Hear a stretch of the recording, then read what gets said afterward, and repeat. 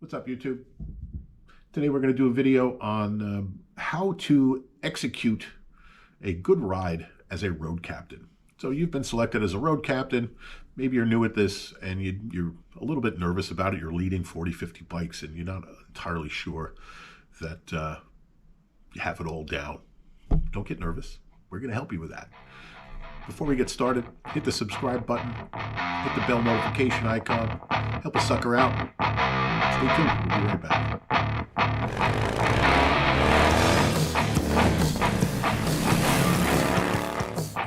The first thing to do is to plan your destination.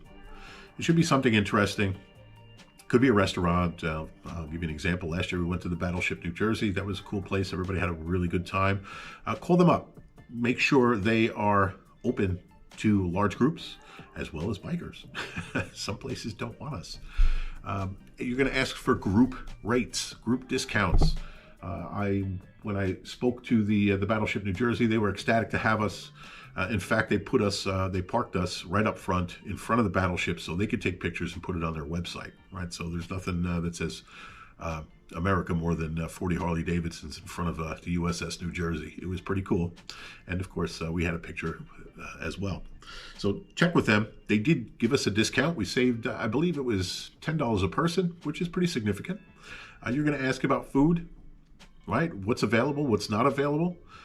You may have to plan a trip to a restaurant on top of your destination, or maybe they have food there. Find out, figure out the pricing so you can let everybody know what to expect. Now that you have your destination selected, it's time to set your route. I like to use Harley Ride Planner.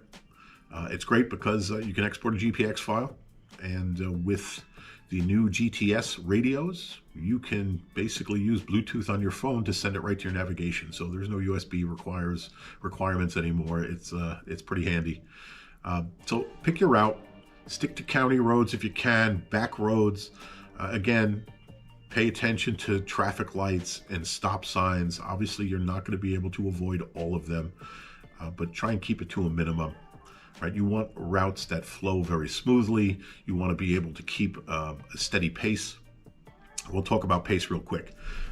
When you're selecting your rides, the county roads allow you to hold a steady speed. And once you think you have that set, open up some of these roads, if you've never been on them before, in Google Maps, Street View.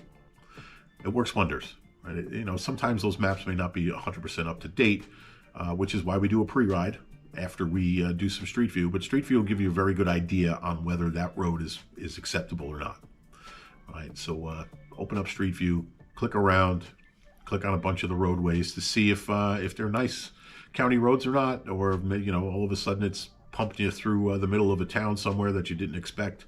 Now you can just plan a route around that stuff if you have to. So Street View, very, very important. After you look at Street View, you're going to have to do a pre-ride. You really need to do that. Pre-rides are important. You want to verify that this route is indeed what you expect and what the group expects. So hop on your bike, ride the route, make sure that there's no construction, make sure that the roads are in good condition. Look, it's inevitable in New Jersey, you're going to hit intersections. Make sure as you exit the intersections, as you're doing this pre-ride, look for places to pull over and wait for the rest of the pack. Whether there's a parking lot up ahead, maybe the shoulder is extra wide in some areas. There's always a place not too far away in New Jersey to pull over and wait for everybody to get through the intersection. You don't want to just leave everybody behind. And like I said in a couple other videos, what happens is everybody gets that mentality where they got to get through that intersection and they rush through it, and God help us if somebody makes a mistake. So everybody should expect that the group is waiting for them to get through that. You should be planning for a break. If you're traveling some kind of a distance, or, I would say everybody typically, in my experience, appreciates a break at probably about 100 miles or hour 20 minutes. So understand that people are going to need a break. Not everybody is people have small bladders. Maybe they pull over and have to go to the bathroom. Anticipate that. Okay, so while you're doing your pre-ride, make mental notations of maybe there's a Wawa, quick check around, whatever the local mart is in your area. You know, pay attention to that so you can pull over. People, maybe they want to get a drink as well. Anticipate that just because you pull into a place like that, you're going to be there for 30 minutes. It never fails because people start talking, everybody's having a great time, who's going in for a drink, who's taking a smoke break, and who's got to go to the bathroom, and who needs gas, and oh my God, here we go. So it's up to you as the road captain to basically get everybody back underway quickly as possible. Communicate to them, you're here for 10 minutes only, right? Don't get comfortable and cozy. Don't start taking your helmet off and gloves and everything and relaxing. So that's up to you to dictate that timing, right? If you have the time and you're not in a rush, then okay, who cares? But that's up to you. Okay, now it is the day of the ride. You're going to do a check-in for the HOG chapter, right? You need to bring a sign-in sheet. You need to bring waivers for any kids. There's an adult waiver as well. Any people that are on the ride as guests need to sign a waiver. Members do not. They just need to sign in. Right? So make sure you have that. Get a clipboard ready and have those documents passed around so everybody can sign in. And double check. Make sure that everybody signed in. Now, the reason you're going to have everybody sign in is Harley-Davidson has insurance for that ride. If something happens, we have insurance as a club. So that's very good. Now, if you didn't sign in, you're not really qualified for the insurance. So make sure you get everybody to sign in. That helps. When you're riding this route, remember you have people of all skill levels following you. Your job is to execute as smoothly as possible. You don't want to do jackrabbit starts. You don't want to go 40 miles an hour in a 25. You're going to do the speed limit, maybe 5 over. I recommend that you use cruise control whenever you can to keep the pace steady. People appreciate it.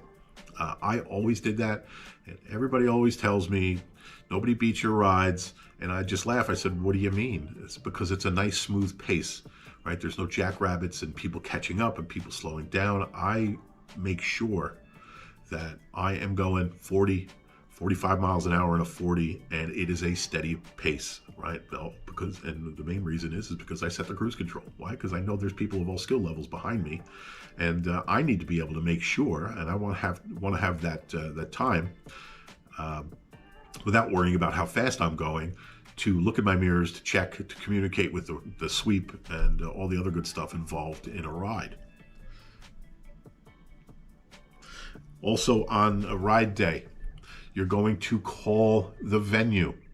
You're going to give them a final head count. Give them an update, right? Especially with restaurants, it's really important that you give them a head count because they might have to bring extra staff. So with COVID still lingering, these restaurants are very short on staff. Another thing to be mindful of is this place capable of serving 40 people at the same time? Right? It tends to be a problem. You know, you're going to be there for 2 hours, 2.5 hours, inevitable. I recommend that you communicate with the restaurant that you do not want large tables, that you want everybody sitting at any of the tables that are available in the restaurant. And the reason being is it allows the wait staff to serve people at a time, 2 people at a time, 6 people at a time, and they move on. It helps the kitchen, it helps the wait staff. Otherwise, you know, they're going to be cooking 30 meals all at once and try and bring that stuff out, and that's going to take 3 hours. There's not too many restaurants that are capable of doing that. Small pubs and things that we like to go to, they just can't do that. They can't pull that stuff off anymore. They don't have enough staff. So be mindful of that as well. Another thing to remember is you have all experience levels with you. Be mindful of the less experienced riders. Try and keep them up front because you can check your mirror. If you have an inexperienced rider right behind you, you know that you need to set the pace maybe a little slower, or maybe you can go just a little bit faster because they're keeping up just fine, right? So inexperienced riders should be up front. Trikes should be in the back, right? If you watch my group riding video, it goes over all that. It's for safety concerns. It's not to insult the trikers at all, but you know, they take up a huge chunk of the road and they limit visibility for everything that's behind them. On ride day, you're going to do a pre-ride checklist. Now, We have, HOG members, we have a pre-ride checklist. You can talk to your head road captain and ask him for a copy of it so you don't forget anything. Simple things. Go over staggered formation. Go over distance. New riders up front. We do not control intersections as HOG chapters. Harley Davidson does not allow us to do that. We don't use blockers. So don't do that. Just because, God forbid, something happens. Again, we're not covered by insurance because we broke the rules, unfortunately. I would avoid right turns at a red light at all costs, especially with that many bikes, because not everybody's going to get through, right? So you wait for the light to turn green, so we have the intersection, and then proceed to make the right turn. You're going to demonstrate the hand signals, right? Go over them. Again, on this checklist, on the back is all the hand signals. What we usually do is we ask somebody to come up and we read through these and we ask them to show everybody what a left turn is, right turn, the po-po. It's a po-po. We got a problem, back of the head. I need gas, pointing down at the gas tank. What other ones are important? Obstacles in the road. You're going to hit your left or right foot out and make sure you tell everyone to pass the signals back. You need to keep reiterating this every ride, every opportunity, and it forms good habits, right? We want everybody passing things back. So I think that about does it. We'll summarize, right? Pick your destination, plan your route. Harley Ride Planner, Google Maps Street View helps a ton. You're going to pre-ride your ride, make sure the road conditions are safe, that the roads are good, there's no construction. Look for places to take breaks, look for places to pull over after the intersections that you're inevitably going to have to go through. And reiterate, or not reiterate, you're going to communicate that to the group in your pre-ride. You're going to let them know these are the things. We're going to stop in an hour and a half. We're going to take a smoke break or whatever you need. We're going to eat at this restaurant. We should get there at about this time. We're going to take these roads. You're going to go over all that information with everybody, as well as the checklist, okay? I think that about does it. And if you have any questions, drop them down below. I'm more than happy to answer any questions. This is Snifty Dugan, signing off.